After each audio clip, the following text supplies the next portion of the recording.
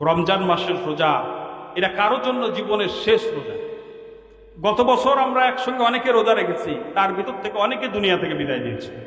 এবছরও যারা রাখবো আগামী বছর নাও পেতে পারি। এই জন্য জীবনের শেষ রোজা হিসাবে আমরা রমজান মাসের রোজা, রমজান মাসকে কাজে লাগাবো। আমরা পরিকল্পনা করব, পরিকল্পিতভাবে রমজান মাসের একটু 2 মিনিট কথা বলি রমজান নিয়ে, যে পরিকল্পিতভাবে আমরা রমজানটাকে কাটাবো। কিভাবে?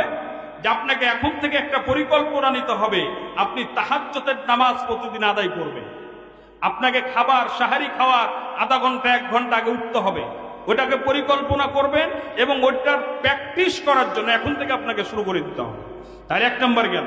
2 নম্বর হচ্ছে প্রত্যেক ফরজ নামাজের পর অন্তত, সময় যদি না থাকে, প্রত্যেক ফরজ নামাজের পর অন্তত 2-3 পৃষ্ঠা করে হলেও কোরআনুল কারীমের তেলাওয়াত করুন। এরপরে প্রত্যেক ফরজ নামাজের পর অন্তত 2 রাকাত করে হলেও নফল নামাজ আদায় করতে হবে।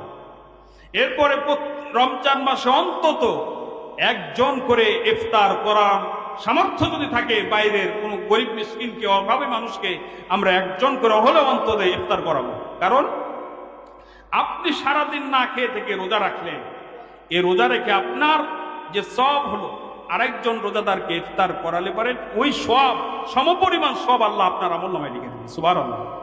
কিন্তু যাকে ইফতার করালেন ওর আমলনামাতে কেউ কম পড়বে না। সুবহানাল্লাহ। এজন্য আপনি প্রতিদিন অসংখ্য রোজার সওয়াব নিতে পারেন। কিভাবে? প্রতিদিন যদি আপনি অনেকগুলি মানুষকে, অনেকগুলি রোজাদারকে যদি আপনি ইফতার করান, অনেকগুলি রোজার সওয়াব আল্লাহ পাক আপনার আমলনামাতে লিখে দেবেন। সুবহানাল্লাহ। তাহলে এই পরিকল্পনা নিতে হবে। আর সব থেকে গুরুত্বপূর্ণ পরিকল্পনা যেটা নিতে হবে, যে আপনার জীবনে সব থেকে বড় পাপাচারমূলক কাজ কি আছে এটা আপনি চিন্তা করবেন। আপনাকে ওয়াদা করতে হবে এই রমজান মাসে সে কাজকে আমি ত্যাগ করে দিলাম। আর আরেকটা পরিকল্পনা করতে হবে যে আপনি নামাজ পড়েন না বা গুরুত্বপূর্ণ আল্লাহ পাকের কোন ইবাদতটা মানেন না, ওই ইবাদতটা রমজান মাস থেকে শুরু করার একটা ইরাদা আপনি করবেন।